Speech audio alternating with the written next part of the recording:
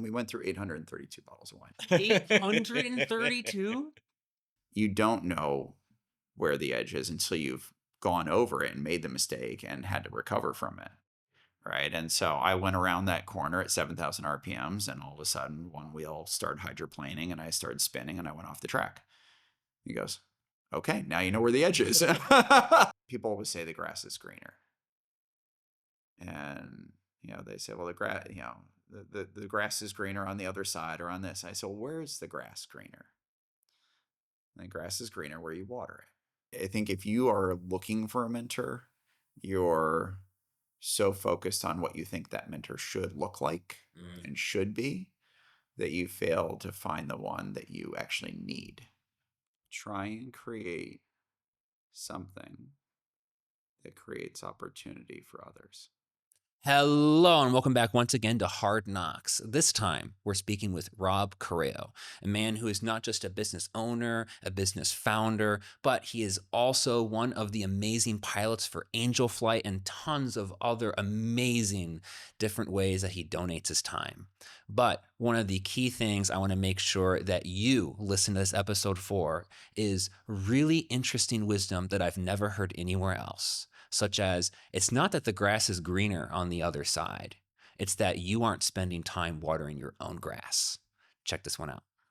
So, Rob, you have to take me back to one of the days where you realized that, the Greek fates, they love pulling on threads, and all of a sudden, fates start changing, and, the typical mythology. What would be one of those moments where a thread got plucked maybe a little bit too much? And you're like, okay, I feel like something has just completely changed in my life. Like, take me back to one of those moments. Well, I mean, I think the one that's the most impactful in my life is the one that I deal with every day, and that's my car accident from when I was 16. Um, 16 years old, hit by a drunk driver. I was in a car, not walking on the road, but spent time in a wheelchair, spent time on crutches. Uh, was not going to play lacrosse ever again. Was told I'd never walk again. And my lacrosse coach at the time said, well, do you want to listen to the doctors? And I said, no.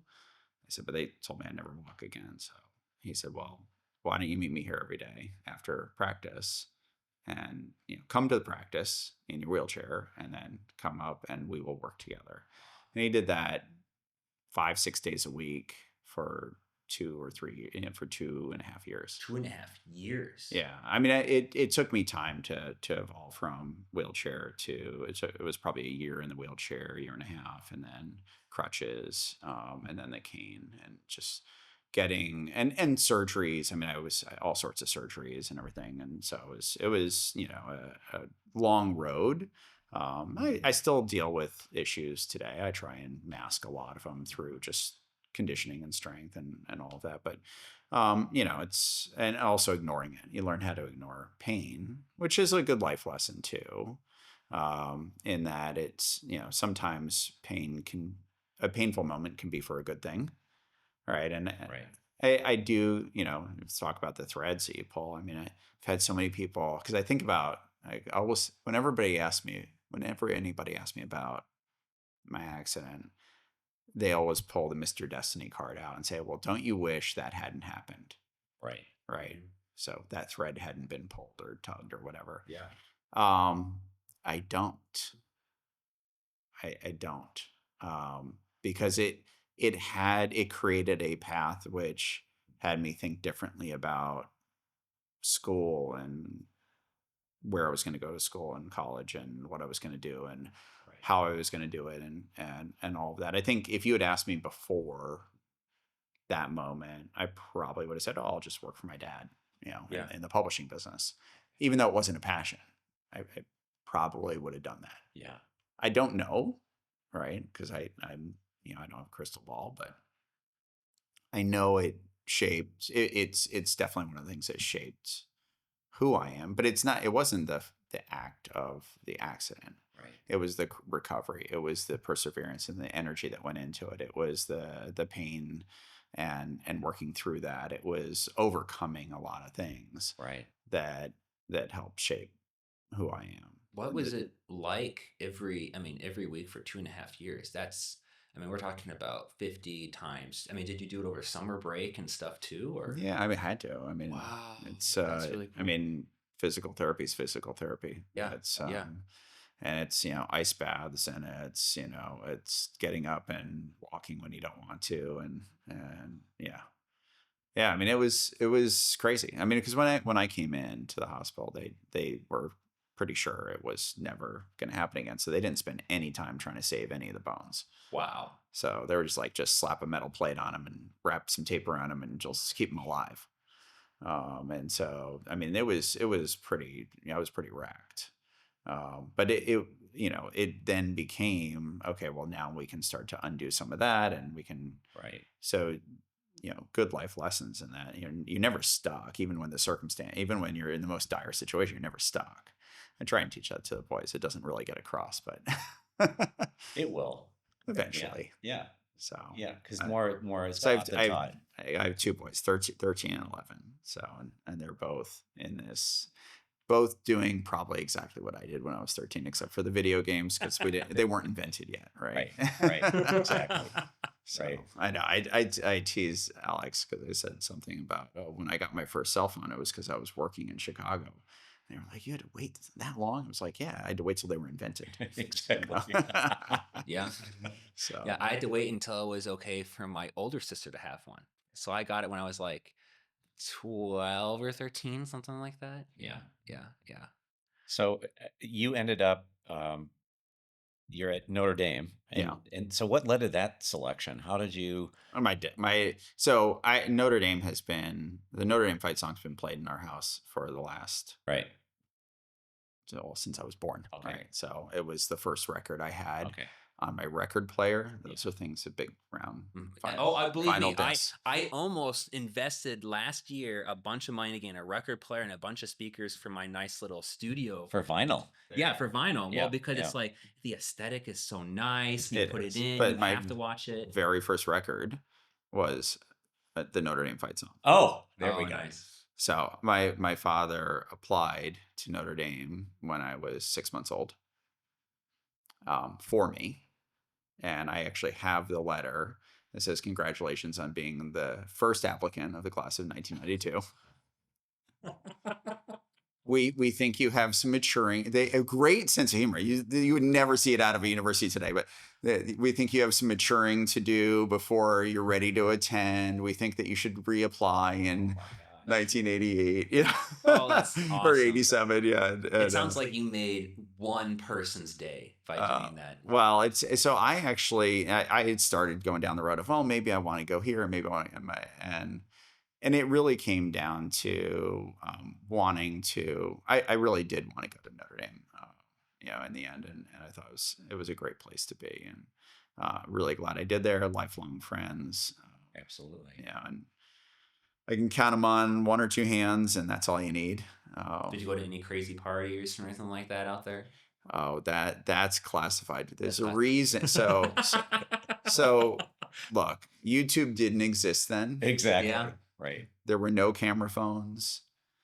You know when I tell it to the 3 mics and 3 cameras and everything, So- 360-degree coverage. So all I will say is that, I probably did take after. So I'll tell you a funny story, because it's appropriate for my time there as well. So I was taking Italian classes over the summer because I was going to take a semester in Italy, which I did. Great experience. Everybody should do that. Italy or just outside the country? Outside the country. Well, my favorite country is Italy, but that's okay. As an aside. So I get into the class was on the 7th floor of the Hesburgh Library, and Father Hesburgh, when he was alive, his office was on the 13th floor. I think it's 13, maybe 12. I don't know. Top floor. Okay. I should know which is the top floor, but I don't. So I got into the elevator with him, and he said, "Hello, son. What are you doing?" And I said, "I'm going to Italian class." And he started speaking fluent Italian to me. And I said, "My first class." And he reverted back in English, and he said, "Well, what's your name?" And I told him. He said, "I hope you're not as much trouble as your father was." Wow. and Oh. and so I just kind of paused on that. I said, I don't think I am, but uh, I'll make sure I keep an eye out for that. Fast forward, end of the summer, he's on his way down. I get on the elevator, and he just started breaking out into Italian right away. And he's like, "You've been taking Italian all summer. You should, you should know it." And he remembered my name. He remembered the fact that I was taking Italian on the 7th floor. He remembered everything. So, he was an amazing man. Never forgot anybody. But my father had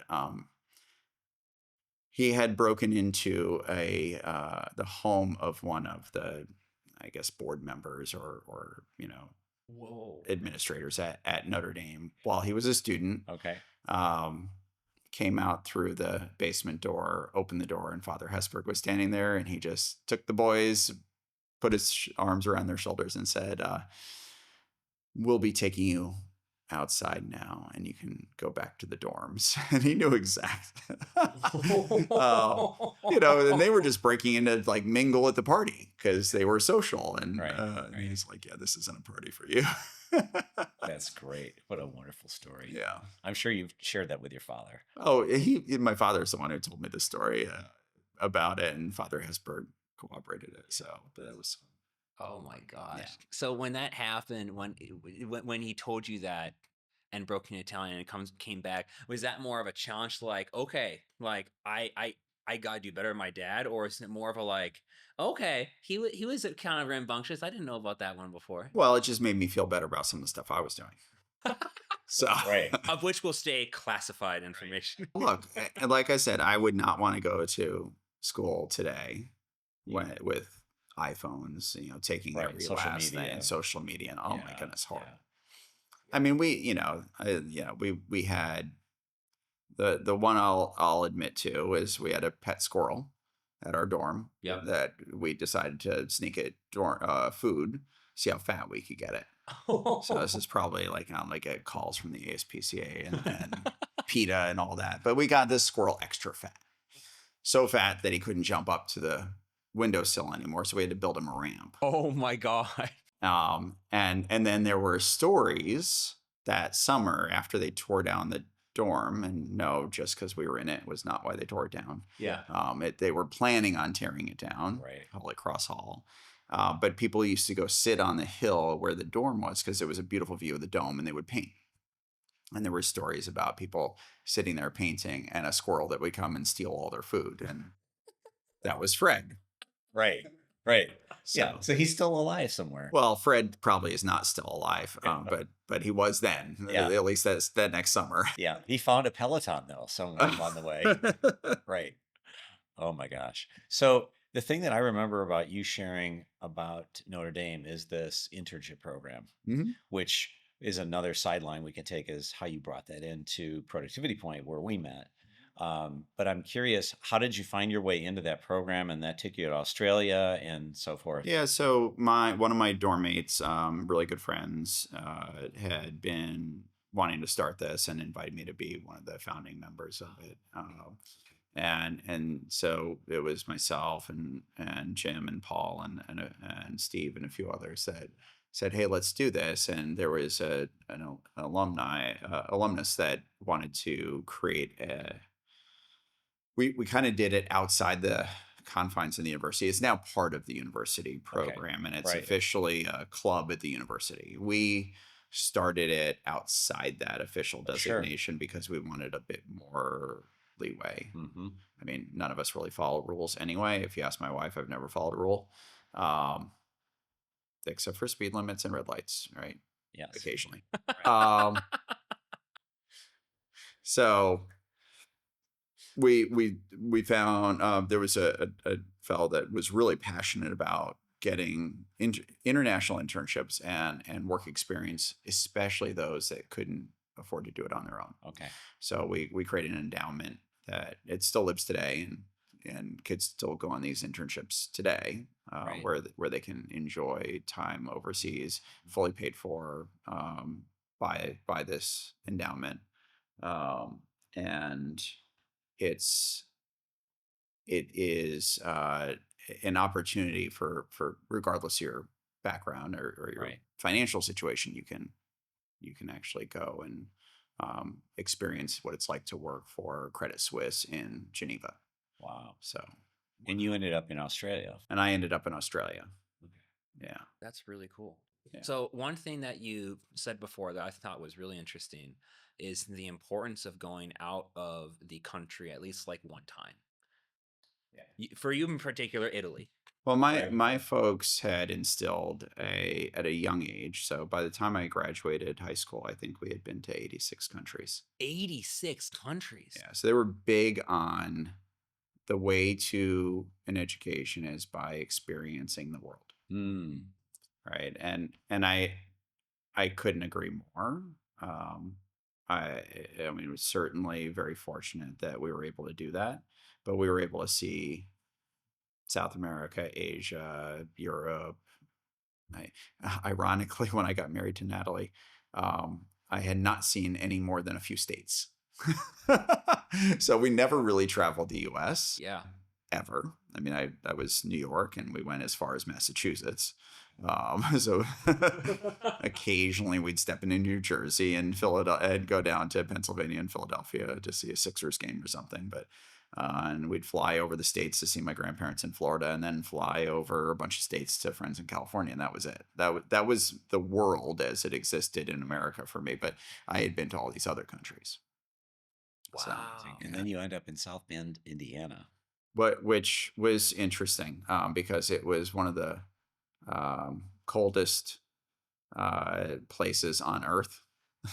Yes. But it was it was a fantastic experience, and I love my time there. I love my time away from there as well. So when I Right. was in Italy and coming back and bringing some of that back, I love the time in Australia and bringing some of that back, and really being able to then create something for someone else. Right. Right. So it was less about the experience I got. And I think that was the start of, I mean, my whole career, I've always focused on my hard work has been to somehow impart on others wisdom, strength, financial capability, whatever it is, an opportunity of some kind. So pour myself into teaching people how to sell better, how to train better, how to right. It's always looking for how do I help them be better at what they're doing, and I think that's always been a guiding force for me.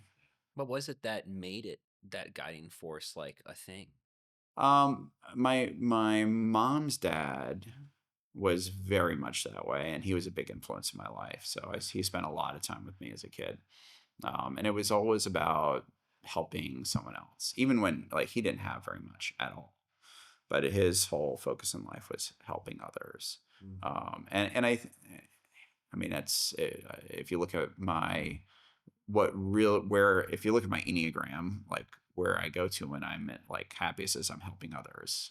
Yes. You know, and that's something that like even though I'm super driven and I can come across a little bit of a I can be a bit sharp sometimes and a bit demanding and opinionated for sure. Um, I say, I learned never to negotiate against you. but if someone asks me to help, I say yes, probably too much. I mean, I have to start.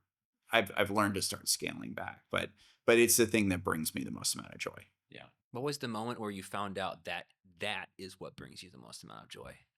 I think as I started to progress in my career and as I started to have the opportunity to not work 18-hour days, 7 days a week or whatever it was. Yeah. And I could volunteer and help others. So it probably wasn't until, I was a little bit later in my career where I had a little bit of time here and there to help. And then I would Right.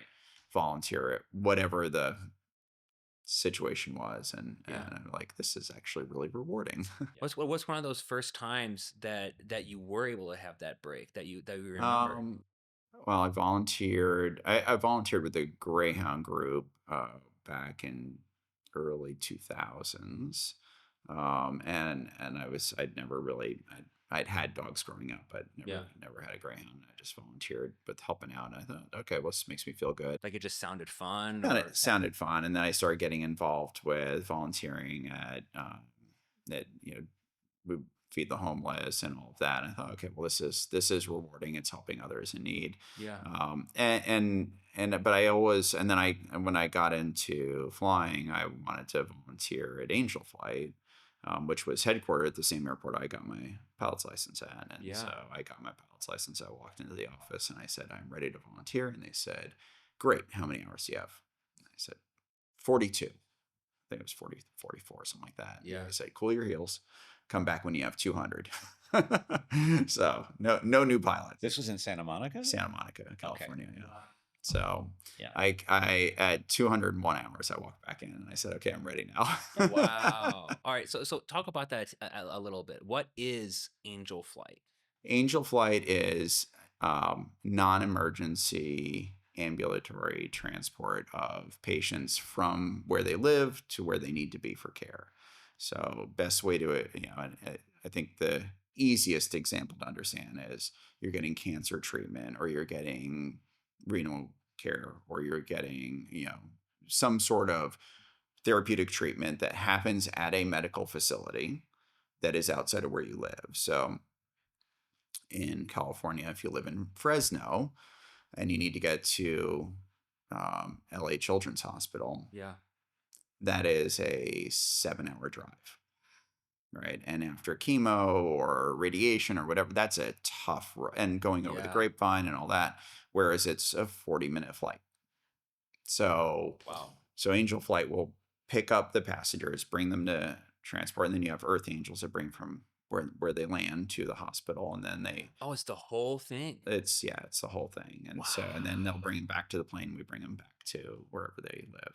Wow. So it's Angel Flight West, which is the part that I'm involved with, is the 13 Western states, including Hawaii, and I think we've done 100,000 flights since its inception. Wow, that's so cool. And it's, I mean, every day, every week, we get notices of flights that are coming up or that where people need treatment, and they'll try and map out their whole treatment and plan. So you can actually get the same passengers a couple times, which is really cool because then you can keep in touch with them and get to spend some time with them. So So you got you're volunteering your time, the fuel cost, Everything, the airplane, everything.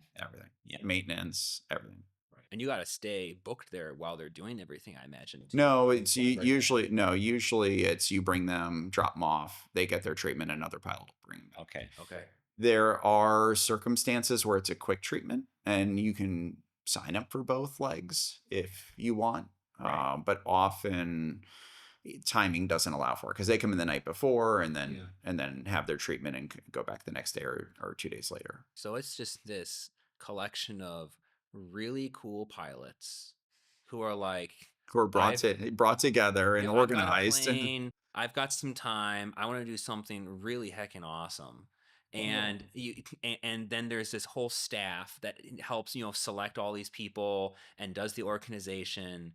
And then you can say, hey, I'm available on these days. It looks like there's these people I need to help. You show up, they help get them on, you take off, and then they get to experience being in a freaking like private plane, which is super freaking cool. Which is not. I mean, everybody, when you say that, everybody goes, "Oh, Gulfstream." Right? Yeah, no, right. it's not. It's in fact, the majority of the planes are Cessnas, and That's still super cool.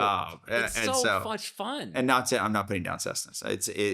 But it's this sort of thing where you're volunteering, but it's it is awesome to and it's a privilege to be able to have an and get to aircraft, meet right? a lot of cool And even if people, it's yeah. a $60,000 Cessna 172 that you picked up, that's 30 years old, it's Yeah. still a privilege to have a plane and the freedom of having that plane and being able to do whatever you want. And it can feel as a pilot, as an aircraft owner, it can feel selfish sometimes. Yeah.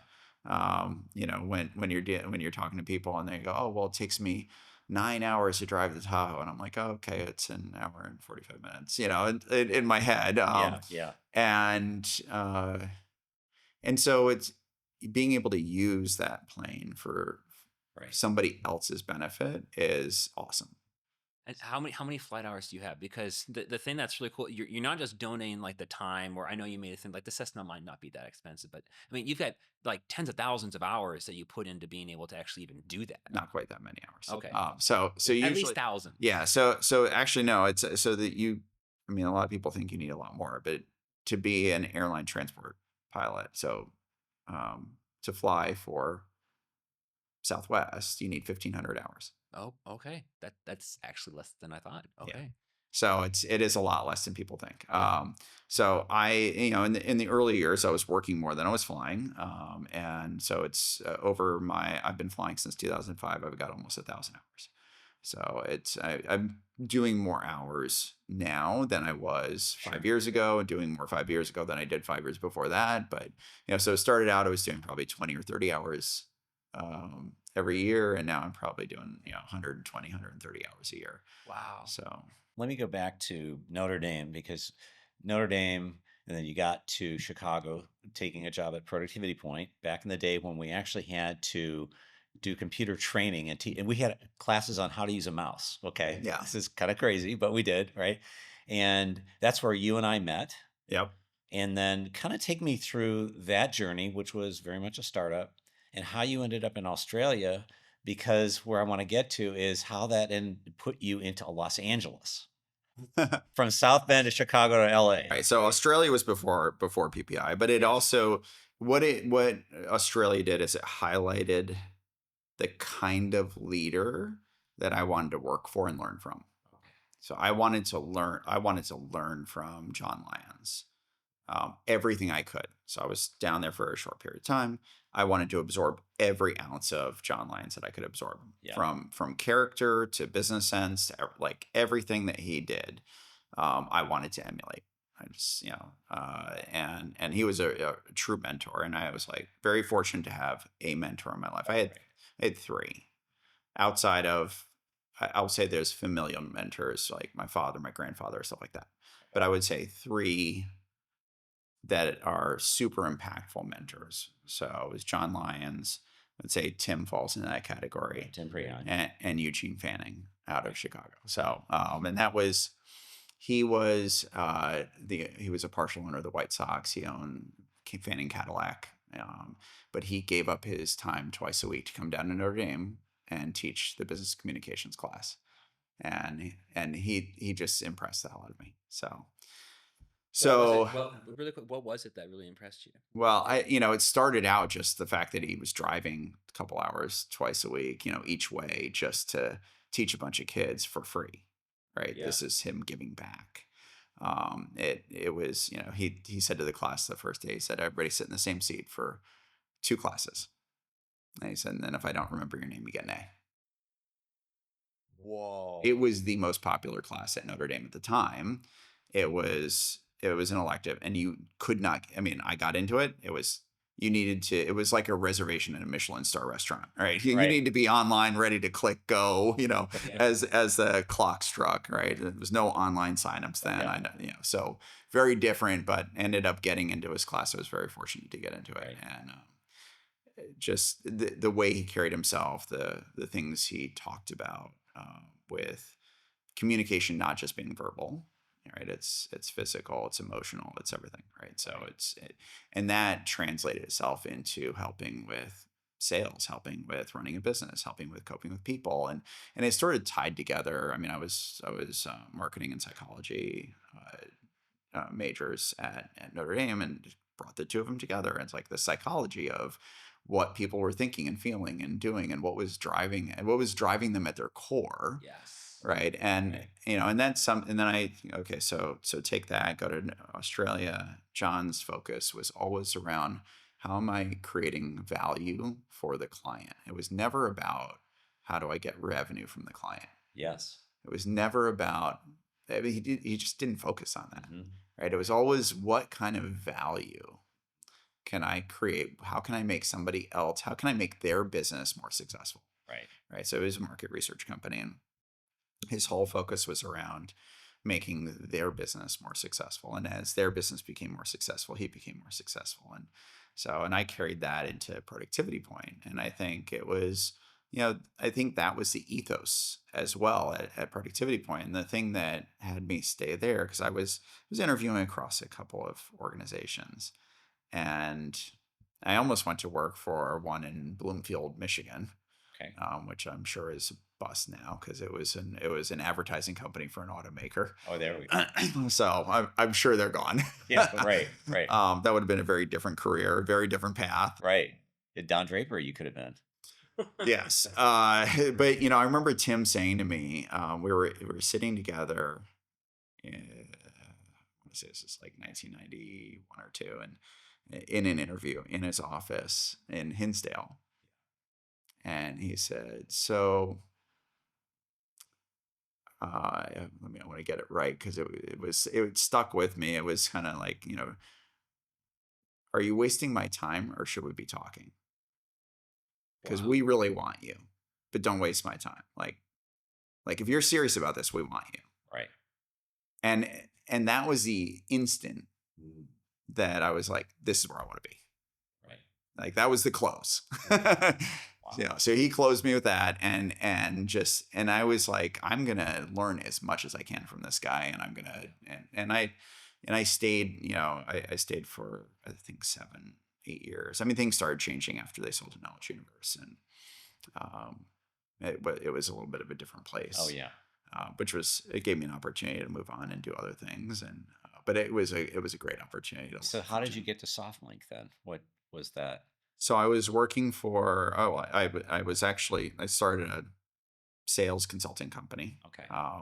as when I left Productivity Point, and I thought, okay, I'll do this, and it was I had a brief stop at ASP1 as an interim leader in their sales group, kind of putting it together, and Right. that's where I met Kate Okay. North. Oh, cool. It was back in, I want to say, 2000, 2001, somewhere in there. Yeah. So then I started a sales consulting company, and one of my clients was SoftLink Oh, okay. because John knew me and he had been following me through my career, and we chatted all the time. And he said, well, we have this subsidiary in the US that's not really doing well. We'd like you to, want to hire you to take a look at it. So I did. And I didn't mince words. I said, look, it's not really going the way you would want it to go. You should probably not pursue this. And they said, well, we got a different idea. Why don't you run it? And so after a couple iterations of the conversation, we decided that was acceptable and would work. I said, but I'm not going to live in Denver because I was done with cold weather. I'd lived in Chicago for 10 years. We've had that conversation Yeah, ourselves we've here. had that, haven't we? Yeah. In living in Chicago for 10 years, one of my best friends is from LA, and we met when I was a kid. I was actually at his dad's funeral last week. But we would visit each other, and I would always spend November when it started getting cold in Chicago. I'd go out to California and visit my friend Brian, and we would, enjoy the beautiful weather. And I always said, this is beautiful, but I can never live here. Right. Right.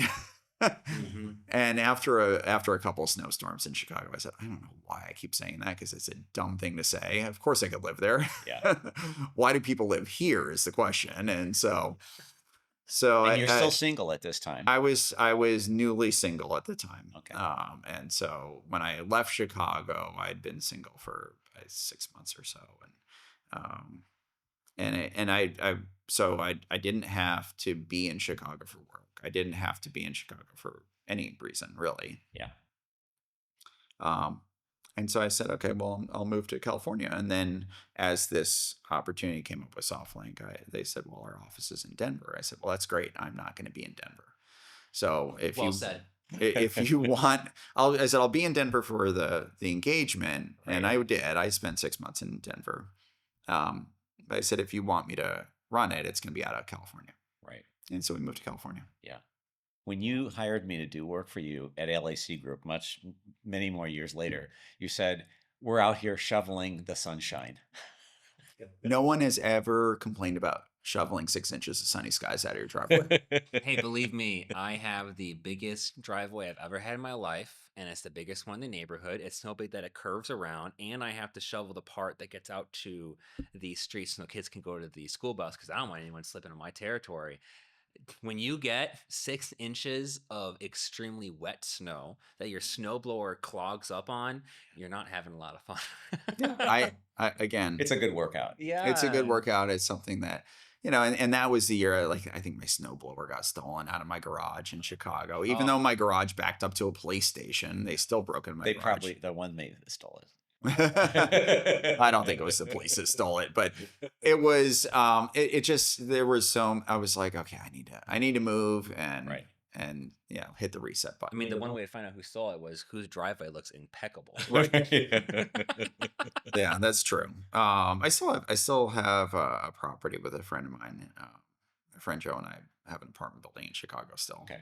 So there's still ties to Chicago. Still pay Illinois taxes. Yeah.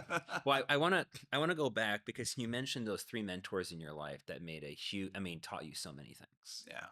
And And I there know, there have been others, of course, that I've learned from, but those are the three kind of. yeah. And there's one, I know there are at least a very good amount of people out there that, when push comes to shove, they would definitely admit and say, I would love to have just a really great mentor. But I think a lot of people don't know what type of a mentor to even look for, how to find one, and means someone who is blessed to have, at least a few different ones. And now, maybe you've even been a mentor to a few people. I'm sure some people would say that of you. I hope so. Yeah, what would you say is a really good first step for those people that are realizing, like, I don't know if I have anyone I'm learning life from? Yeah. So I would say, don't look for a mentor. Recognize when you have one, Hmm. right? Because Wow. if you spend too much time looking for something, Right. you're going to be, you've got your blinders on. You're focused on, trying to. Then you're almost trying to create a mentor out of the person that you're, dealing with. I think for all of my mentors in life, none of them were. I didn't seek out any of them. I didn't try and figure out, are they my mentor? What I witnessed was someone who wanted to create opportunity, wealth, situations, um, relationships, etc., for others. And I thought, well, that's pretty cool. Like, I mean, if you look at John, he was more concerned about how everybody at market share was having an opportunity to have a career and have growth and learn and all of that than he was about building onto his deck, right? I mean, so there are two types of leaders, and the leaders that lead for themselves and leaders that Yeah. lead others, and they lead others for the others' benefits, not for their own, right? And I think that's something that I've always tried to emulate, is try to be a leader for others. So it's true, when the student is ready, the teacher will emerge. Yeah. That's Yeah. Japanese saying. Yes. It is, because it took me, and there were a couple of moments where people would say different things to me, and I wasn't clear at the time why Right. they said those things, but I remember thinking back on those moments and go, and then recognizing it at the right time for what it was, for its purpose. So and those are the those are the sorts of, sometimes you have to be challenged, right? You have to.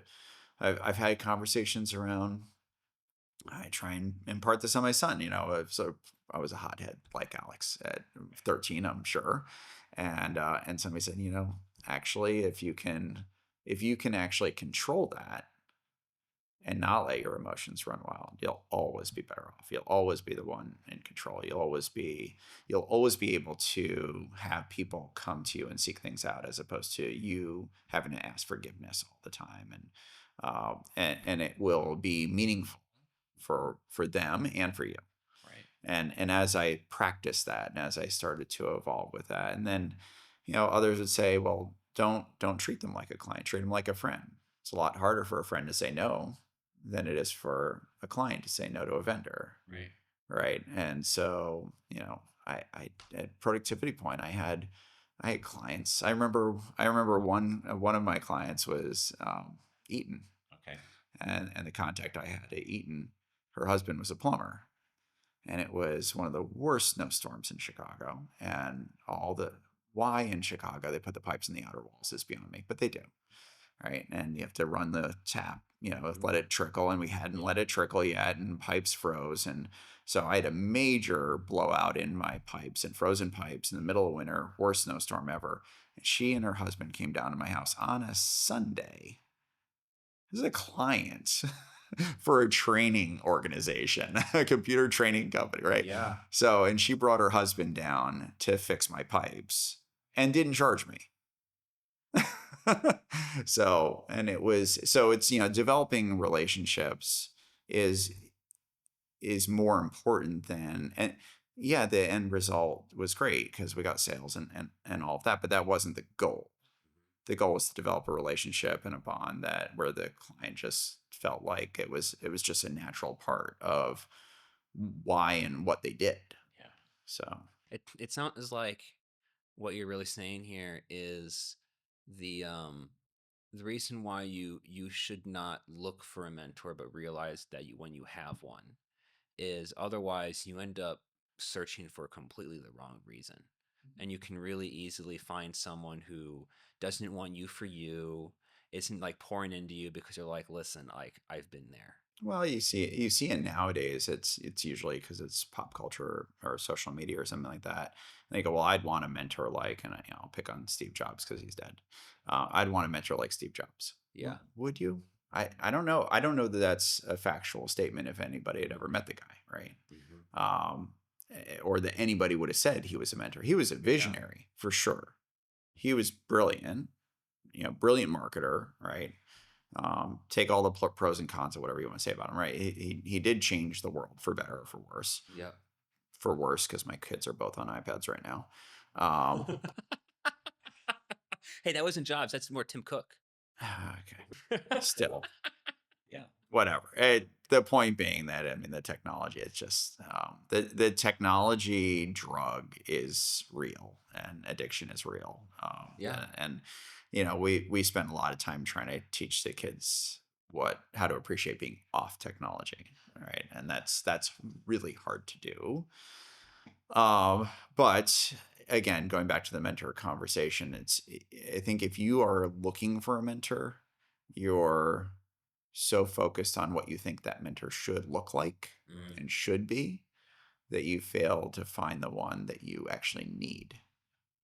So sometimes they come out and it's not the most powerful person, and it's not the person that was in the industry that you think you should be in, and it's not the person. In fact, where I ended up is not. I didn't end up in market research like Yeah. John. I didn't end up in computer training like Tim. I Right. didn't end up selling cars or owning baseball teams, although be interesting, like Gene Fanning. But I was able to see what they could teach me for where I ended up. Exactly. Yeah. I want to go back to your recovery from your accident and this 2.5 years that you spent with your lacrosse coach, which I think was really cool. One of my Pilates instructors talks about finding your edge. You work out to the point where you're stretching yourself to that edge. And I'm thinking about how that had to have been what you explored every day. Like, I'm going to find my edge today, if that's Yeah, a helpful term. that actually. So I probably did find my edge every day with him. I didn't think of it that way. Yeah. I actually learned that statement when I was in my late 20s, mid to late 20s. Dear family friend who was into vintage car racing, Okay. and I love cars, and so I got into vintage car racing, and so I started racing a 1959 Elva that I had restored, but in order to race it, I had to go to racing school, and my racing instructor, Duck Waddle, Duck wasn't his real name, but his last name was Waddle. Okay. But he went by Duck Waddle. I love that. You know, it was before the days of radios in your helmets and all that. So, you know, he had to do everything standing on the side of the track, listening to your engine. I mean, he knew exactly where you were.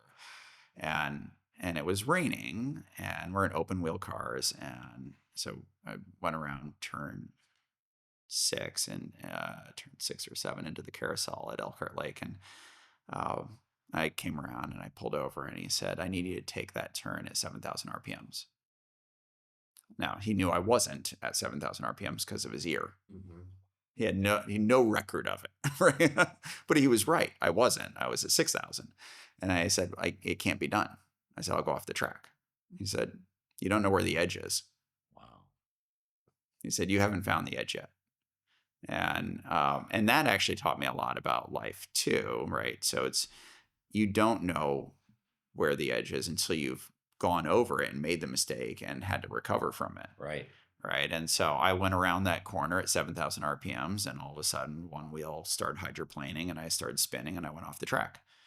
He goes, okay, now you know where the edge is. and I said, but you knew I was going to go off. And he said, yes, but you didn't. And he goes, I had to show you where the edge was. Otherwise, you were going to play it safe at 6,000. And actually, he said, you can take it at 6,500 or whatever it was, right? So he said, you could have gone faster. You didn't have to. I sent you down too fast. But I sent you down too fast on purpose.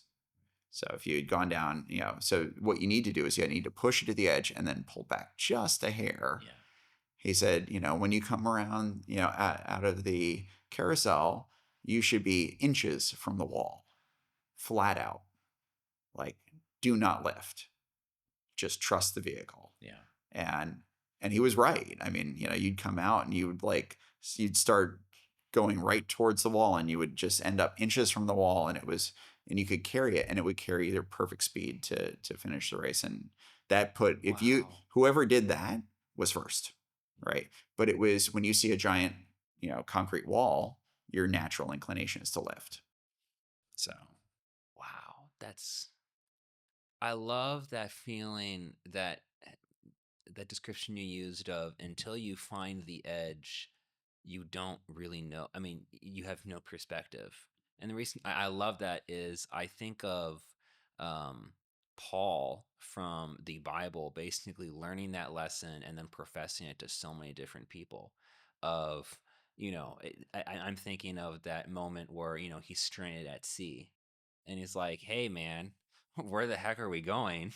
And God responds saying, what are you talking about? I got you a stranded nice piece of wood to hold on to. I brought you right to a island. How about you actually get up and paddle, kid? I'm like, you know, that I hate that saying you said, but at the same time, it's very true. my grandfather used to tell a story. Um, he was a pastor, and he said, and I remember his countless sermons, but one of his favorite stories, he always told it every year, was that, you know, there was a flood coming, and so a guy with a, you know, truck came by, and he, you know, the water was rising, it was 2-3 inches off the ground. He's knocking on doors, and he said, you got to come with me, there's a flood coming. And the guy in the house said, no, I believe that the Lord will save me. And so the next day, he's on the second floor of the house, and boat comes by, and they say, jump in the boat, you're gonna, you know, we got to save you. And he said, no, the Lord will save me. And then next day, helicopter comes, and he's on the roof, and he said, no, the Lord's gonna save me. And he dies. And so he's in heaven. He goes, God, I thought you were gonna save me. He goes, I sent you a truck, a boat, and a helicopter.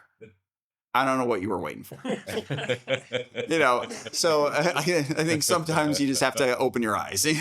Right. So true. Yeah. Yeah, it really is. I want to, just as a fun thing, David and I were, we asked Natalie about how you all met. Oh, boy. Right. And so we have her story. So we know that you were in Los Angeles, Mm-hmm. and you now are working in this strange industry about libraries, for special libraries, which No one on that's going to listen to this knows anything about special libraries. I can almost guarantee that, unless Deb Schwartz tunes in, right? Well, it was working in libraries, information science, data science. I mean, we really kind of expanded it, but yeah, we got into this world of staffing, what what basically makes the library work, which is metadata and information and gathering information, organizing it and disseminating it. Right. So that was the world I was living in. But that's actually beyond when I met Natalie. So I actually met Natalie when I was at SoftLink. That's what I meant. Yeah. So I was at SoftLink, and I was running before I met up with Deb, which is how I met Deb. Okay. At LAC was then Library Associates. I was running a company, SoftLink, which is out of the John Lyons relationship from Australia. So I was running that company, and that was a library software company. That's where I meant the connection. Yeah. So Thank you. all special libraries, a library, whether special library or not, doesn't matter. You go in, and instead of the when I was a kid, we went in, they had the Dewey Decimal System and the cards and Right. the big furniture with thousands of cards in it, and you would go find your book. catalog. Yeah. Card catalog. That I guarantee you, kids, it's like a rotary phone for kids today. They Right. would go, "What on earth is this?" Yeah. So I was working for SoftLink, and this story does make me sound less intelligent than I hope I am. So I was it was down in Texas. We were at a conference, and at the time I was trying to expand what we were doing, and we were doing some really cool stuff with the software that was different from the rest of the industry. The rest of the industry was still kind of like on-prem installation, and we were playing around with cloud, and we were playing around with early days. And some of that came from the experience I had at ASP1. Some came from the experience that I had with technology at PPI. And so I was like, I think we can do something cool here where we don't have to install something on site, where if we need to do a patch, we don't have to get access to their system. We can just do it. So, and everybody thought that was a decent enough idea. And it was the ugly days of kind of cloud computing, right? It was a lot of expense, a lot of servers, a lot of, just bubble gum and tape and popsicle sticks, right? Right. And no security. Ish. I mean, we tried, we tried to do the best we could. But I mean, I think people also thought this was like a national treasure, or there's descriptions of books. Right.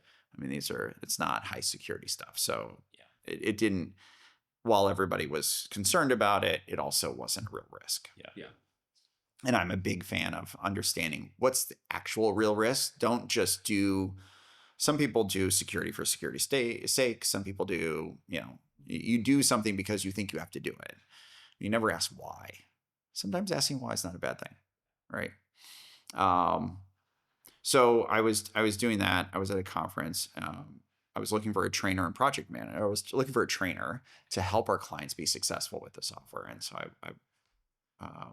as I'm watching, I'm watching people come around the booth area, and I'm always glancing at name badges, looking for like, where are they from? What company are they with? Et cetera, et cetera. So, and what caught my eye was, Natalie is beautiful, but what caught my eye is the fact that I saw Los Angeles. I was like, "Oh, LA librarian, young and energetic," and the industry is not known for super young and energetic. So you didn't see life partner as she walked by. I was not. Again, this story does not make me sound as intelligent as I hope to be. I did not. So I said, we're looking for this role. Tried to hire, and she said no. And I just got busy back with work and didn't really keep in touch. Okay. Even though I said we should keep in touch, I didn't. A year later in Phoenix, even though it had nothing to do with why we're here, but we were in Phoenix at the same conference. And she was trying to avoid me, but I was actually trying to find her, because she turned me down because she told me she turned me down because it was the money. I think she lied, but that's okay. I'll forgive her. So I had a project manager because the training position worked. Now I need a project manager to do multiple projects at the same time, and we were a year down the road, and things were continuing to go pretty well. And but I was all focused, all in on what we were doing and trying to build up from nothing. Yeah. And so she's trying to avoid me. I was actually going to look for her in the hall the next day, but I was out with some of our team, and we're at a wine bar in Phoenix. I can't even remember which wine bar it was. Probably not here anymore.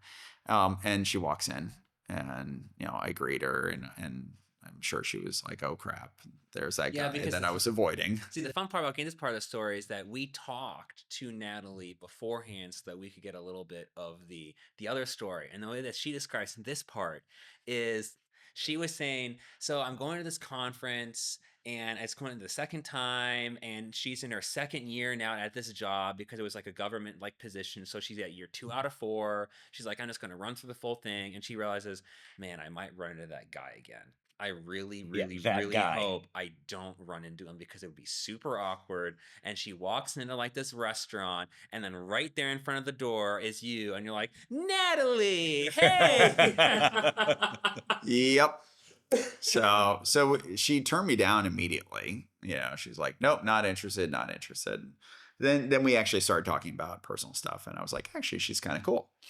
I should get her number, and I'll give her a call when we get back to LA, and maybe we'll grab a glass of wine and hang out. But we kept on bumping into each other all over the place. And so, and I was like, oh, she's kind of cute. And I was like, if it's not going to work for me, maybe I was asking the wrong question. See if she'll go out. There you go.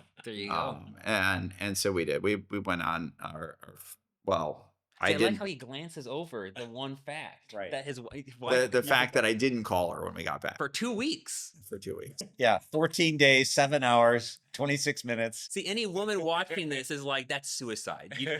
But then she called you. I got back from it was Medical Library Association conference, and I was getting ready for Special Library Association conference on June 5th, 6th, 7th. That's almost when it was. So kind of in there. So it was get back, unpack, repack, like just nonstop, getting in and out and ready. And it was a couple days before I was leaving, I got this email from Natalie saying, all right, isn't it great to be back in LA? If you want to grab that glass of wine, I'm available. Yeah, I think she was actually telling you, are you wasting my time, or are you serious about it? No, that she wasn't pulling a Tim on me. But she was checking in to make sure she wasn't crazy, because I was genuinely interested, and I just was also really focused on work, and kind of myopically so. And and so I just didn't, time passage wasn't something that I was aware of. Right. To me, 2 weeks hadn't passed. Yeah. To me, it was 2 minutes. Yeah. And I think, it's that whole Mars and Venus thing, right? So for me, I was like, it didn't mean I wasn't interested. It just meant I was really busy. Right. And we didn't have then I wasn't aware of all the rules of, you got to call within a certain amount of time. And anyway, went on our first date. I said, look, I've got to get a red eye to the East Coast. But why don't we meet for coffee Saturday morning? I got to jump on a flight, that night, but does that work? And she said, sure. I said, great. I'll pick you up at 7. And she said, how about 8? And that should have been the first clue that I'm an early riser, for the rest of our lives. But, we went on a first date. I knew I was going to marry her that first date, but, by the end of the walk on the beach, that was it. But I didn't tell her that because that makes you sound crazy. Yeah. So by the way, anybody who is here staying with Rob at the Rob Corrao Hotel, just so you know, if you're here in the summer, he walks the dogs at 4:30 in the morning. Just so you know, and you have to go out with him walking the dogs at 4:30. So when he says he's an early riser, he is definitely an early riser. It's a lot of fun, and it's nice and cool. So you got married how many years ago now?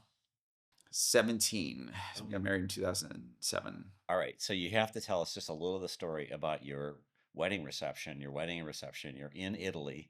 Well, so Right. yeah, the real wedding or the fake wedding? Well, the one in which you had, I don't know how many bottles of wine divided by the Oh, number of okay. people. That is the math that doesn't make any Oh yeah, I sense. gotta hear this part. Yeah. Well, that makes me sound. Yeah, it makes us sound bad too. So we had. No, it sounds like a lot of fun. It was a It's lot all of right. At fun. the end, we'll talk more about Angel Flight and everything too. Yeah. We'll even it all. No, so we got married at Banffy. So dear friends of our family own a winery, Banffy. It's one of the bigger wineries in the world. They have a vineyard in Montalcino, Italy, and they learned that Natalie and I were engaged, and they said, "Oh, you have to get married at the castle." So I said to Natalie, "Do you want to get married in California, or do you want to get married in a castle in Tuscany?" And so she said, "Well, let's go check it out." So we That's a did. good answer. That's a good answer. She said yes, we want to get married in Tuscany, but we went and checked it out, and we learned a lot actually checking it. When we went in May to check things out, to make sure logistically we could get it done. We actually learned quite a bit, like the fact that in order to legally get married in Italy, you had to go through a whole litany of challenges. And so we actually legally got married in California, but didn't tell anybody. There were 3 people who knew when we actually got to My gosh, how our fun. wedding. And then I mean, she actually traveled to our wedding on her married name passport. Oh, Yeah, cool. people at American were like, "You're going to your wedding?" I was, it's a West Virginia wedding. No, I'm not making fun of West Virginia. Just a little bit. Eastern Kentucky. How about that? Oh, Okay. there you go. Yeah, well, that's my family. Yeah. Well, no, it's my roommate from college was from Kentucky, so he made fun of Eastern Kentuckians. So, Oh, absolutely. yeah. Yeah. Anyway, so we got married at this beautiful vineyard in Montalcino, and the gift was, so we had 4 events. We had a kind of a Thursday night rehearsal, a Friday night pizza party in town, and then it was for everybody that came over. We had 65 people come over. That's so cool. Saturday was the wedding, and then Sunday was a brunch. So pre-noon, which is kind of an important time of day for the next number, which was the number of bottles of wine consumed over the course of those 4 events. Now, there was a wine tasting that we offered. I don't know why this was needed, but we offered a wine tasting for those that wanted to do it. Like you do. Any of the 65. I actually don't know how many people took us up on it, but it could have a free wine tasting at the vineyard. And we went through 832 bottles of wine. 832? Yeah. That's a good time. Yeah. So if you do the math, that's across the number of people, it's like 4 bottles per person per day. Now, do I think that there was some waste? I'm sure there was. I'm sure there were half bottles left here and there. But even if you take out 25%, right, there's still 3 bottles per person per day. So Man, you are with some jovial people. it was a lot of fun. And there were some people there that said, "No, I can't believe that number." And there were other people who go, "Oh, I thought it was more." Yeah. So Yeah, we clearly, that's why the middle of both of those people is the answer. yeah. And there were kids there that obviously didn't drink, and there were some people who, used the walls of Montalcino to help keep them on the road. Right. Yep. See, I would have disbelief in that number, but I've thankfully made friends, like one of my best friends, Connor, over the years, who very easily, I mean, man, can drink like 2 12-packs of beer if he really wanted Ugh. to. No. He's more of a bourbon scotch, all that kind of Yeah. drinker now. Yeah, but I'm like, there are certain people out there who can just Yep. they can just do it. I mean, one of my old friends was a professional violinist, and the way that he would go and compose works for people is he would get an entire bottle of vodka and drink the entire thing in one night, and then he pass out and wake out in the morning, and all of a sudden there is this beautiful score of music on his piano, and he has no idea how it happened, and then he goes and sells it for $20,000. It sounds like he needs help. All our friends would agree. They actually have programs for that. So you said 17 years. 17 years. Yeah, which is congratulations. That's Thank you. really awesome. Yeah. So Coming on 18 this fall. so in the last few years, I have an opportunity to travel a lot and stay in people's homes, like your home, many times. And I've had an opportunity to observe lots of married couples, and yours is one of the sweetest. Oh, thank you. And I would say such a great partnership. And I'm wondering, what is your perspective on what makes it work? Because it clearly works, and you could see that just in how you made us lunch today. It's sort of this orchestration of how you're working together without talking about it. It's like you kind of knew what the menu was, but whatever, right?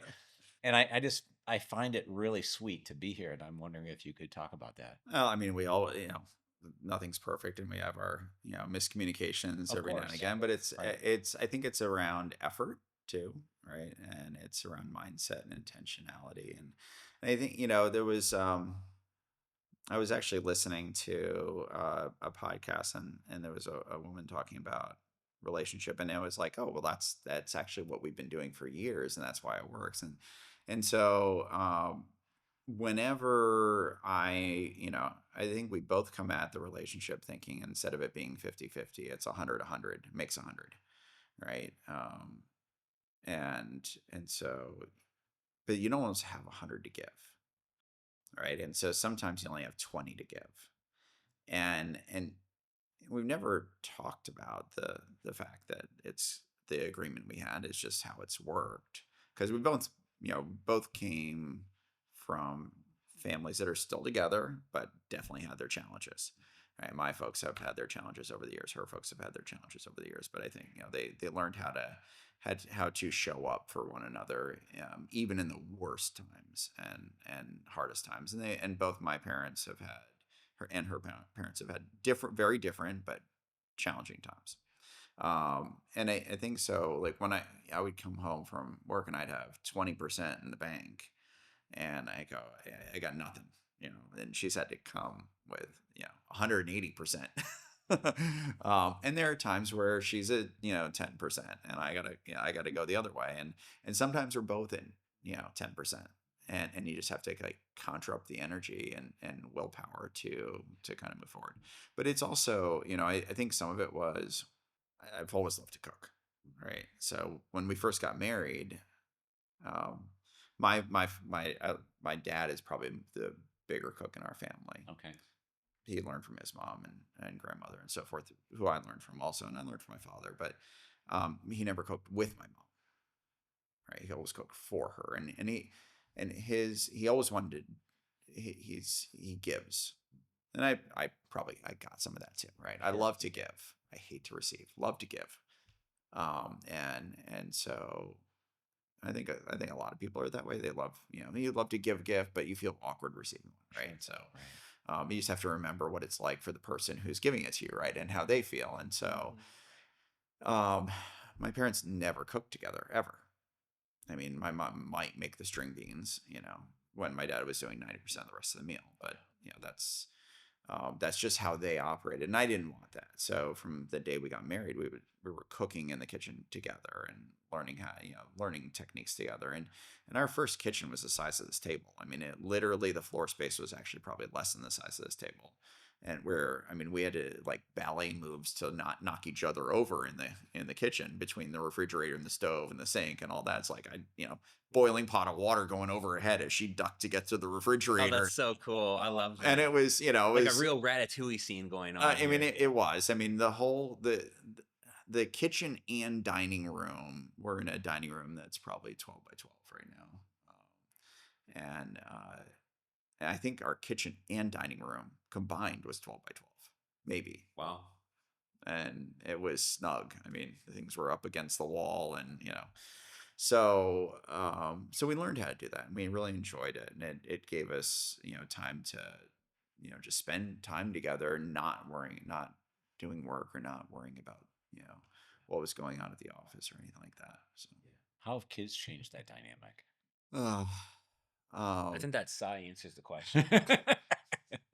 no, I kids are I think kids teach you the importance of being very intentional about your actions and your words and your movements, because they see stuff you don't see. They recognize things that you've been blind to for years, right?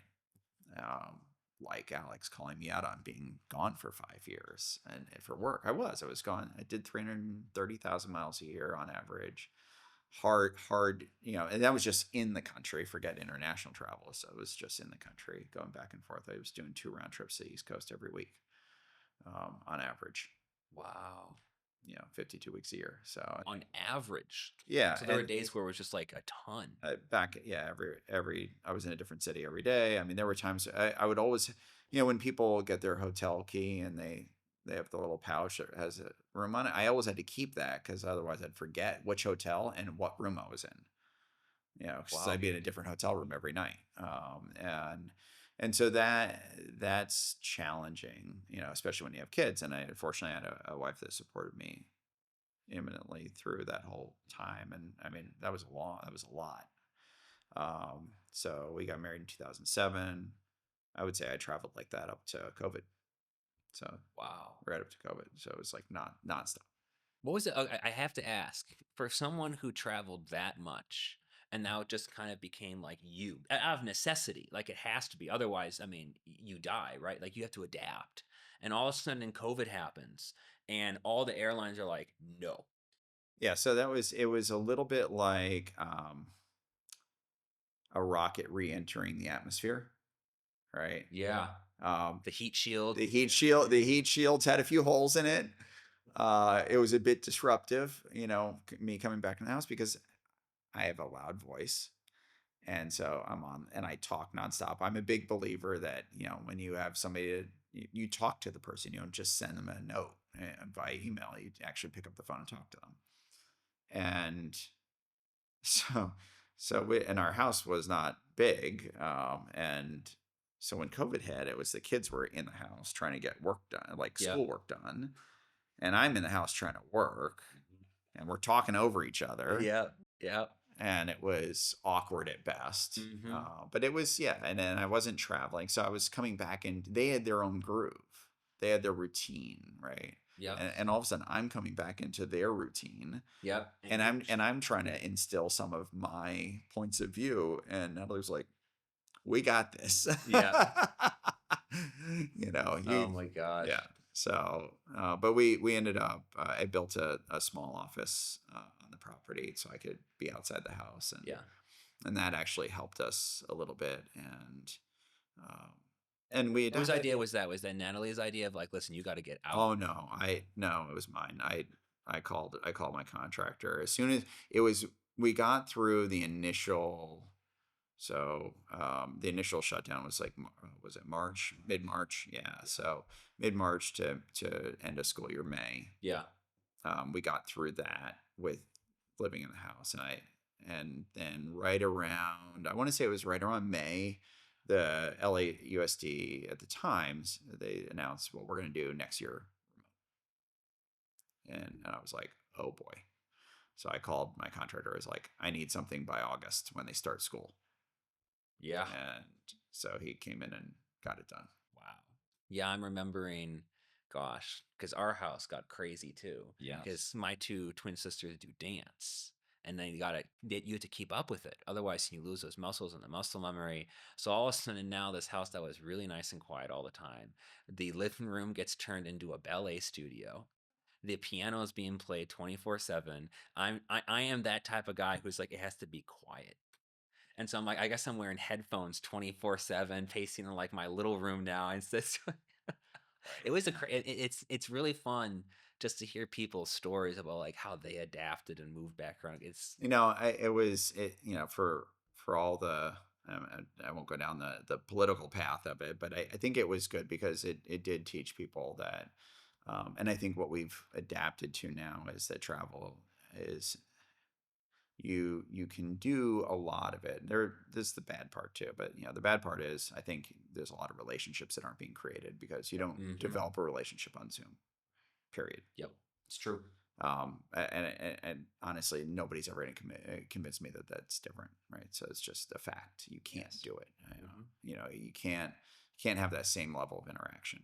Well, I mean, the feeling of this person is another human doesn't happen until you realize, like, oh, But like, even paying attention, right? They're not paying, they're sitting there doing yeah, on their phone, and they're looking at the camera and typing at the same time off to somebody else, thinking about something totally different. They go, So you can realize how much of a personable guy is because in that exact note where he said looking at the camera, he looked at John and not the camera. Yeah. But what it taught us though is that we can not have to be on the road 24/7. Still need to be on the road. There's still things that you need that personal interaction. So I think the pendulum has swung it was swung to zero. Yeah. Right. Zero was never going to be I remember calling my financial advisor. I said, buy hotel and airline stocks right now. Like it was the bottom of, I was like, buy, don't go crazy, but buy a decent amount. And he said, the hotels are crashing. I was like, yeah, but like Hilton and Marriott are going to do fine. They're going to come back. People are going to travel again. And if we're all dead and I'm wrong, who cares? Yep. Right. Yep. It's like, then it doesn't matter. Right. But I was like, I don't think I'm wrong. I think we're going to come back. So, and we did, of course. And now the hotels are booked and more expensive than ever, and planes are fuller than ever. And unfortunately, they're not, they still have, I mean, I fly over airline cemeteries all the time where it's, still a good portion of the fleet is still sitting in the desert. So just never to be seen again. Wow. Because they're inefficient aircraft, and it would cost them a lot to get it up and running. And, they're running the Honda Accord of the sky, the 737 and the A321, and that's 90% of what's in the air right now. So true. But tell me a little bit more about that airline graveyard. It's like I've heard a little bit about it, and that fascinates me. It's, I mean, they've got 2 or 3 of them, but if you go up by Mojave, it's, I don't know, 10, 15 miles in each direction, and it's just planes as far as you can see. Whoa! What are they gonna do with them? Like we're talking about like 37s and all Everything. such. Everything. So the 380s, 747s, 37s, 57s. So I mean, there's all sorts. I won't go into it because there's all sorts of podcasts on that, and Nat Geo specials and everything. But essentially, they go out, they start them up, they cycle them, they make sure they're still working, they use them for parts, they use them sometimes if they're going to go back, if they're thinking they're going to go back into service, they're running them just to keep them running. If they're not going back into service, they start getting stripped for parts. They make sure they're weatherproofed, sandproofed, all that. So, wow, that's amazing. So it's crazy to see. I mean, very well organized. Yeah, right. But I mean, in my little plane, and I could be in the air for a while over it. Right. That's true. Well, I wanna completely switch gears here. Yeah, sure. Okay, so something that I know everyone has thought about in their life is if I had a time travel machine, what person would I go back to hang out with, to witness, to spend time with throughout like any part of history? And the reason I love, because I'll give you some time to noodle on it, the reason I love asking that question is I feel like it gives you a lot of insight into that person's mind of what do they really value in a relationship, or what piece of wisdom would they really want to learn from someone that you're like, it's written in a book, but especially you with that statement of you can't really get to know someone until you see them. Yeah. Like what relationship with someone would you like love to have been able to have? Yeah. So when you started asking that question, I thought you were going a different direction. I know, that's why I asked it that way. which was kind of like, what would I change, if anything? And I shared with you last week or week before, like I think there are a couple of worthless emotions, right? Regret and worry. Right. So regret, unless you can learn from it. Yes. Right. So that doesn't make it worthless. But you can't unchange it. You can't undo it. Yeah. Right. Whatever you did that you're regretting, you can't undo it. You can make a choice not to do it again. Right. And worry, I mean, this one again, you can do things that will help mitigate it, but like I remember a giant tree in our backyard in California, and people say, aren't you worried that the tree is going to fall in the house? It's like, no.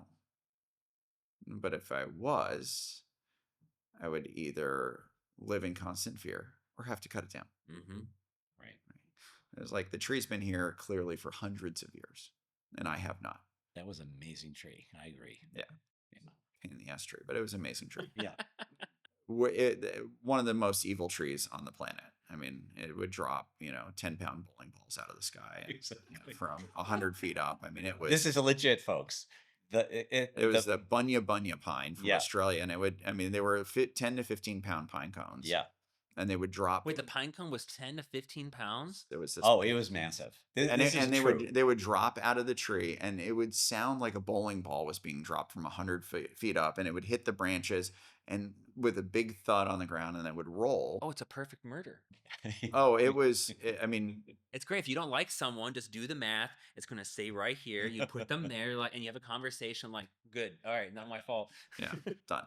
So anyway, never worried about the tree falling on the house, and because again, what difference was worrying going to do? It was going to add stomach acid and Sure. all that. So going back in time to a person or a place, I think there are too many, because I'd want to get something from each of a number of people. Like I've heard stories, but I never got to meet my great grandfather on my maternal side.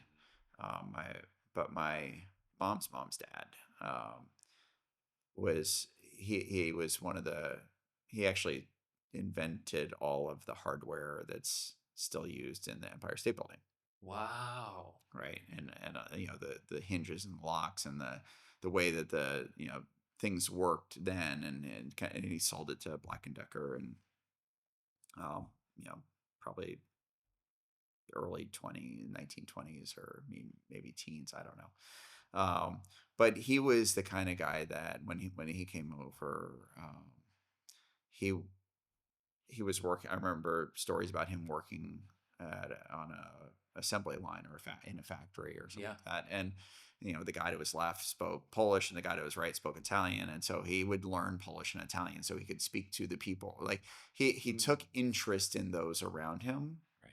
and said, I've got something to learn from everybody around me, no matter what. And so when he died, I want to say he spoke 11 languages, because he had so much interest in learning about other people, that That's he just crazy. made it his life's mission to be invested in the people around him. And I think there's something to learn from that, right? It's like what do you get the most out of? It's usually where you invest your time, your energy, your resources, your emotions. It's like with a relationship. It's like if one of the things that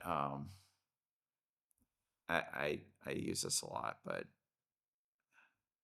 people always say the grass is greener, and they say, well, the grass, the grass is greener on the other side or on this. I say, well, where's the grass greener? And the grass is greener where you water it, right? So it's relationships, jobs, kids, anything, right? Wherever you're putting your energy. If you're watering your neighbor's lawn, of course it looks greener. You've let yours dry up. So it's, if you've got your eye on someone else or something else, or a different position, that's why I've never tried to talk people in. And when they say I'm leaving, or I'm thinking about leaving, I don't try and talk them into staying. Right. They've already started watering that lawn. Yes. Right. And that's the lawn they're choosing to water. Mm-hmm. So that's what's greener to them. And if I try and talk them into staying, it's a temporary thing. I might spray a little water at their feet and they see a glimmer of green for a little bit, but it's going to dry up as soon as they start focusing elsewhere again.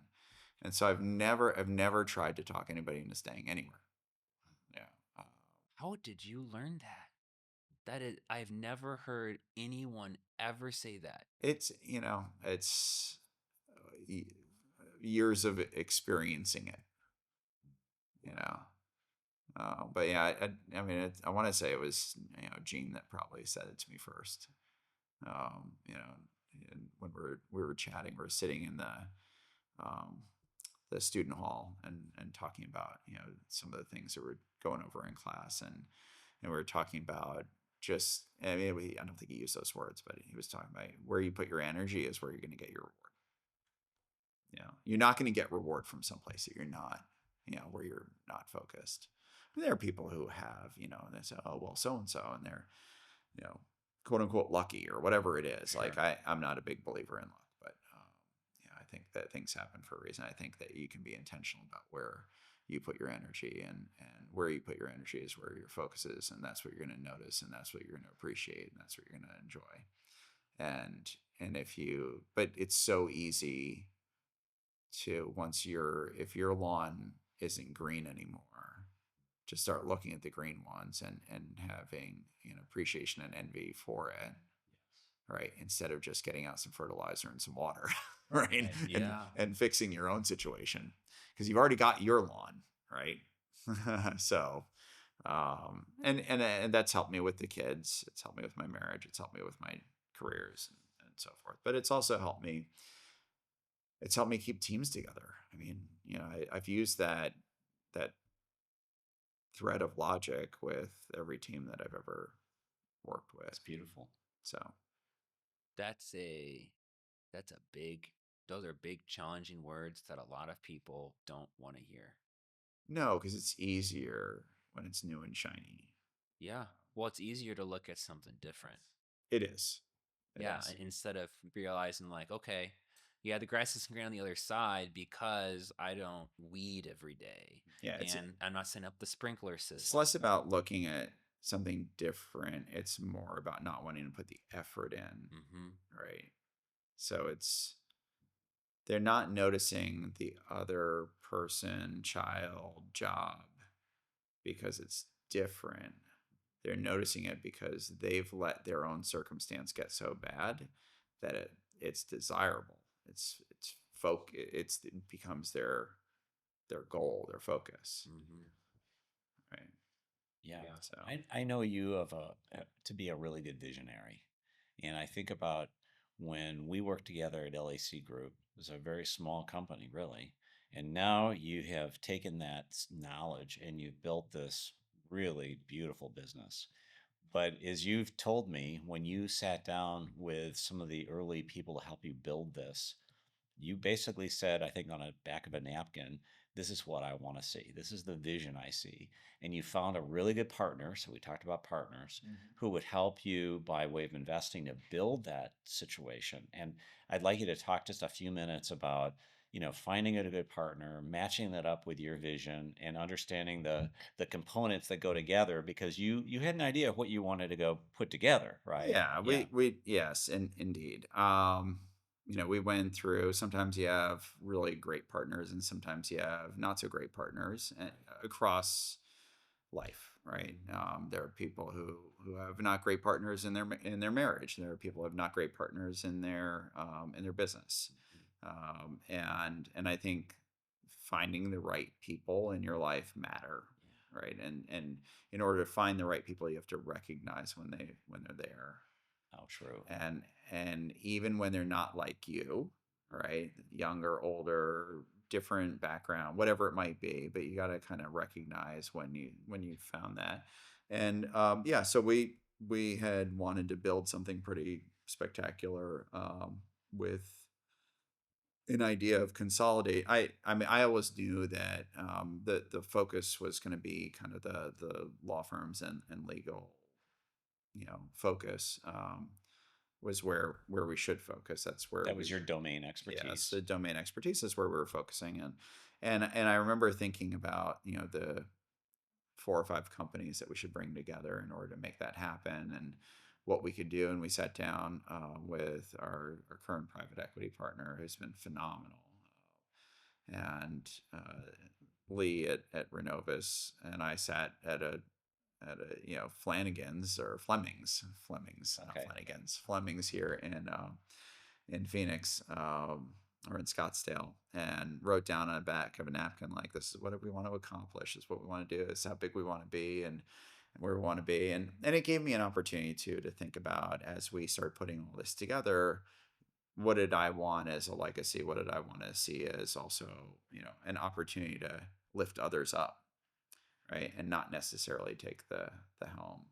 And so and it was a great opportunity too for others to kind of come in and lead and grow, where we've been. So we've accomplished a lot in the last 3 years since making that move. But yeah, we've we're 10x. We've done 10 acquisitions as of last week, bringing together the brands that now are Harbor, and it's been pretty cool. That's really cool. Yeah. Can you, I know it's a private company, so maybe you can't talk about it, but like how many people you employ and how many locations and that sort of Yeah. thing? From So two guys sitting at a bar having a drink, right? To, well, I mean, a lot more has gone into it than just that. I can't take all, can't let that one napkin take all the credit for sure. But a lot of energy has been poured into this, and picking the right leaders and the right partners and the right people, and having great relationships. I mean, Matt, who is our CEO, has done a phenomenal job. Lisa, our president, has done a phenomenal job bringing on the right level and just running the practice groups, right? People who understand the clients and kind of that ethos. But no, I can't go into the size, but it's we've got almost, I would say, just under 1,000 people now, which is significantly more than we had back in the old LAC days. wow. And it's a culminate. Yes, that happens when you start bringing together organizations, but we've grown organically as an entity as opposed to just adding bodies from new acquisitions. And we've given great opportunities for people to have kind of that a next opportunity career without having to leave where they were, right?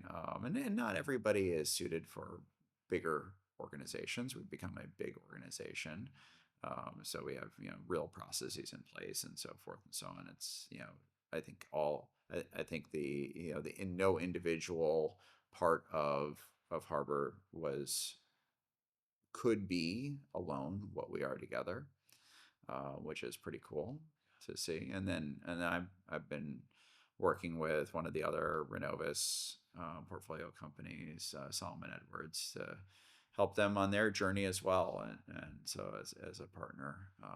So I've been the executive chairman at Harbor since Matt took the CEO role, which was November of 22. Okay. I took the executive chairman role, and then in the last year I've taken a partner role also with Solomon Edwards to help their journey. Wow. So it's a lot of fun. You can't stop.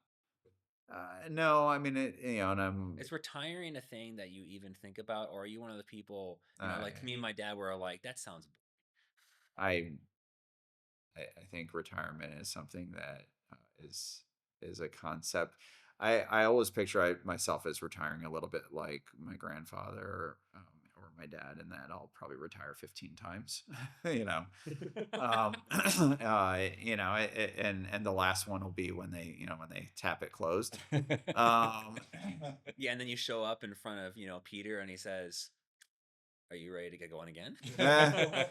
so I mean, I want to step back enough to do like I really enjoy the philanthropic efforts, and really the philanthropic efforts around humanitarian flight, and so we do Angel Flight and Flights for Life, and started doing Above and Beyond this year, where we bring like kids with special needs and planes for rides. I mean, which is kind of cool because they'll never drive a car ever, Yeah. but they get to fly a plane.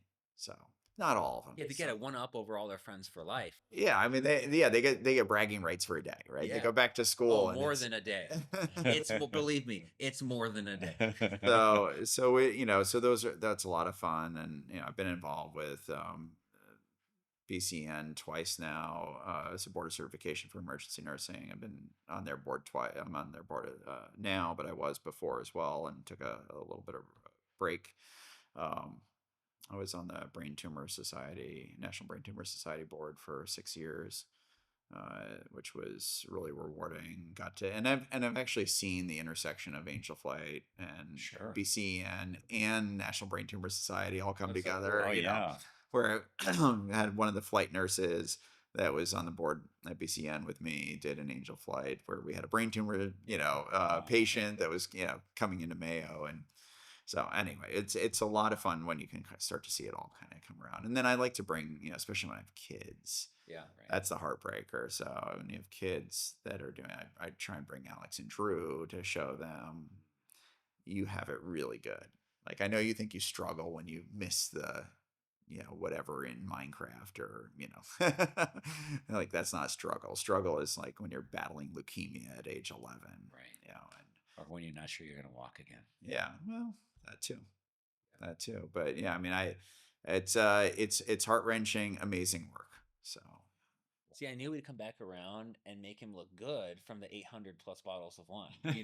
thanks for bringing that back. Yeah. Well, there's one thing I do have to go back for, because having gone to 86 different countries, exploring the world, what was the biggest like shock that you had? Like, wait, they do this here instead, or like, what on earth is that? I think extreme poverty was one, Mhm. right? So like witnessing firsthand extreme poverty in a way where they weren't unhappy. So it's so I don't mean extreme poverty made them unhappy, right? It was just me recognizing there was extreme poverty. They were actually fine. They were happy, right? And sometimes happier than people who have a lot of money. Mhm. Um, but I think it was, and I was actually chatting with Deb the other day. She just got back from Southeast Asia, and I was sharing a comment about how I was in Da Nang, and I remember thinking then, like the shoes on that I was wearing on my feet, what they cost was the equivalent, and they weren't expensive. They were like $100 or something like that, $70. But it's what they make in a year, or made in a year when I had been there. I don't know what they're making now, but Sure. times change. I was 25 years ago, um, but I remember thinking like this is a year's salary on my feet. Mhm. I remember thinking I was on a beach in Venezuela, and person was coming by and selling omelets, like to eat a hot omelet on the beach, which was a weird thing to me to be, which is probably why I remember it. It's like it's weird, but and it was, I want to say it was like a penny, like equivalent of like a penny, Yeah. and they just, I think that was the smallest amount I had to give. Like I don't think she wanted a penny. I think she wanted less, but that it's those sorts of things that kind of stick with you, and like okay, it's crazy, like all the opportunity, and that's why it kills me when especially now our kids have never had hardship, right? I mean, this across, there are families in America with hardship, and I don't want to take away from that, but I will say that comparatively speaking, we have no idea as an as a country. We have no idea. We have not had hardship the way that our parents did with Vietnam, and our grandparents did with the Korean War, and our great grandparents with the World War II, and and World War One, and so forth and so on. And so we haven't had that level of challenge, and I think that is creating complacency in what is expected to be the norm. And so we think we have challenges, but it's not even close to some of the challenges you witness when you're traveling across the world. Yeah. And some of the freedoms that we have that other countries don't have, and some of the opportunities that we have that other countries don't have, and the fact that we're born here versus in Tanzania or Yeah. in Uganda or in Laos or in Cambodia, right? If I mean, I have a picture of a young girl, couldn't be more than 13 or 14 years old, with her baby, standing in front of a Vietnam era tank in Da Nang, Vietnam, and I mean, it's an old black and white, and I used to love to take pictures. But that's one that just sticks with me as an image. Like that child is going to know hardship, but might be a lot happier than a kid sitting here glued to an iPad 5 days a week in school and then 5 nights a week at home playing whatever, and not having the same level of interaction with family and friends and community, and not knowing what it's like to sit down at a table. Because even though they had very little, they would sit down at a table and have dinner together every night, and spend time as a family and spend time sharing, right? And if I get 15 minutes with my kids at a dinner table, and it's on me, right? I gotta try and keep them at the table longer, and we do that iteratively. Um, but that's not what their attention. That's not where their attention No, is. no. Yeah, it'll get hopefully it gets there, but they miss out on the storytelling, and they miss out on they pay more attention probably than I think they do. Yeah. Yeah, because every now and again I'll bring something up, and they're like, oh, that was so and so did that, and I'm surprised they were listening. So, Yeah, but it's I want to leave for my kids a legacy that they want to where they want to create the next generation, as opposed to just kind of move through it. Right. So mm, I cut you off though. no, no, no. I've got one last thing, Go and for then it. you can ask your Go last for it. question. So, um, I'll try to get through this. I just really appreciate your friendship. Oh, thank you. Likewise. It's been a year or two. It's been a minute. Yeah, it's been two things stand out to me as I look back. As I was going through some crazy stuff in my life, and it was a couple of years ago, and I was staying here watching, I think, your dogs for you. I was trying to find my life, and I remember you walked me out to the garage, and you said, "What car do you want to drive, the Land Rover or the Aston Martin?" And then you're like, "You can drive stick, right?" There was no way I was going to drive either of those cars, but the hospitality and the way in which you just live your life is so amazing. And in January 29th of this year, my two twins are in Los Angeles area, and they were getting fires, obviously, and they were going to get evacuated. And I just texted you something like, "What's going on?" And I felt sorry because I was wondering if your former home was going to burn, but you actually didn't respond to anything like that. You said, "It is horrible.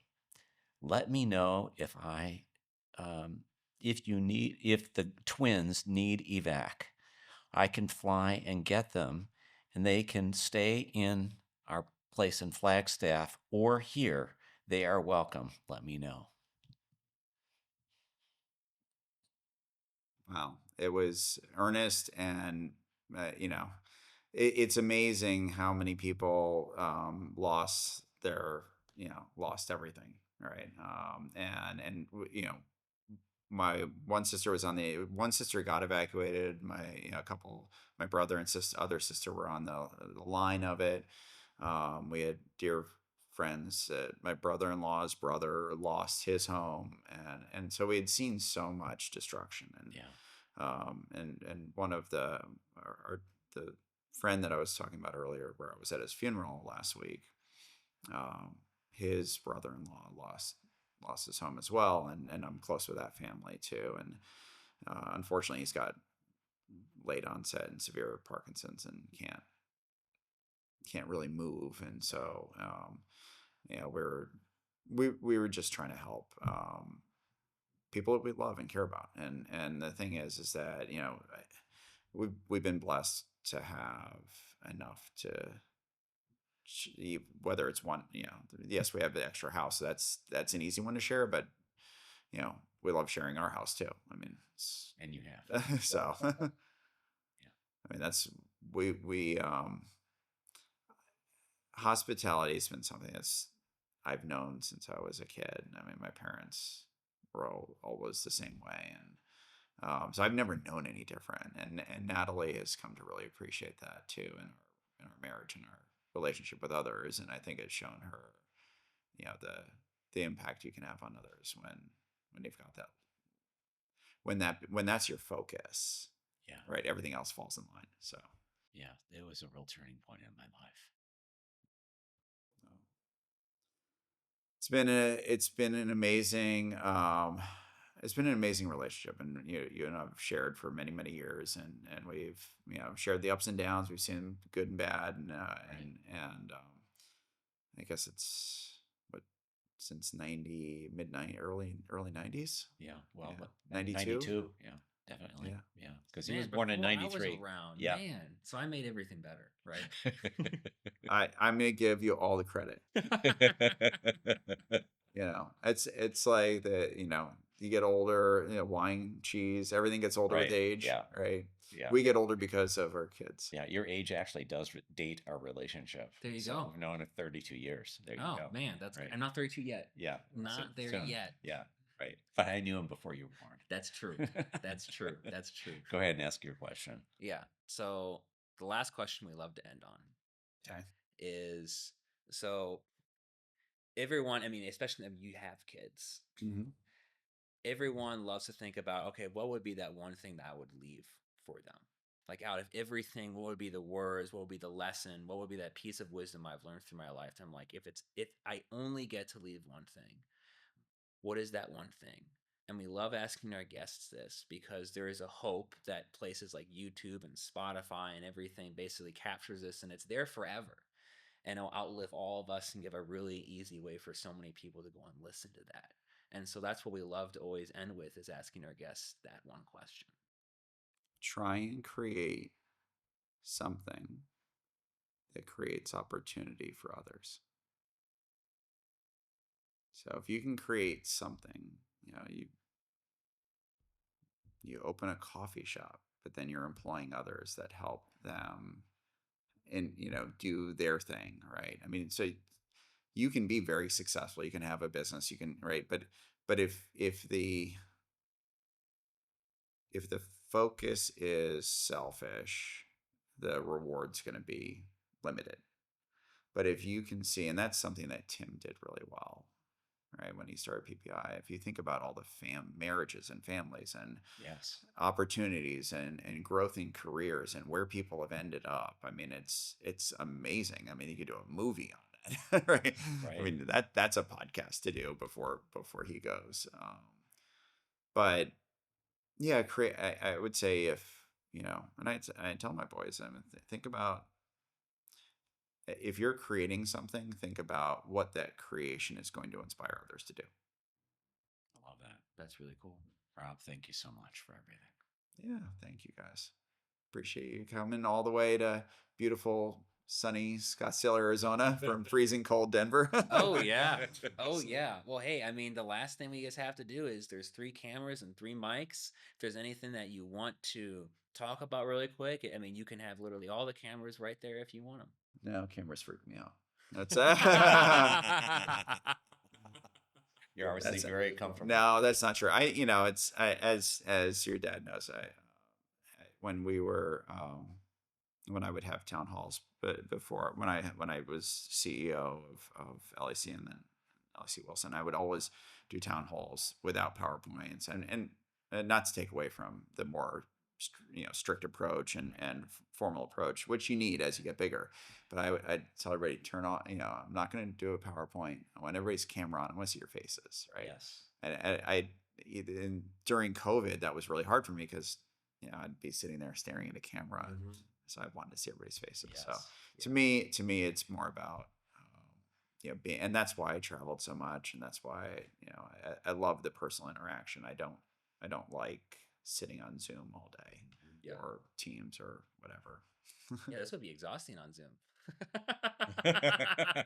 Well, it wouldn't be, you wouldn't get the emotion out of it. You wouldn't get the impact out of it. You'd be distracted with other things. Sure. And, Yeah. Well, hey, I'll run there. Thanks so much for coming on. All right. Thanks for having me.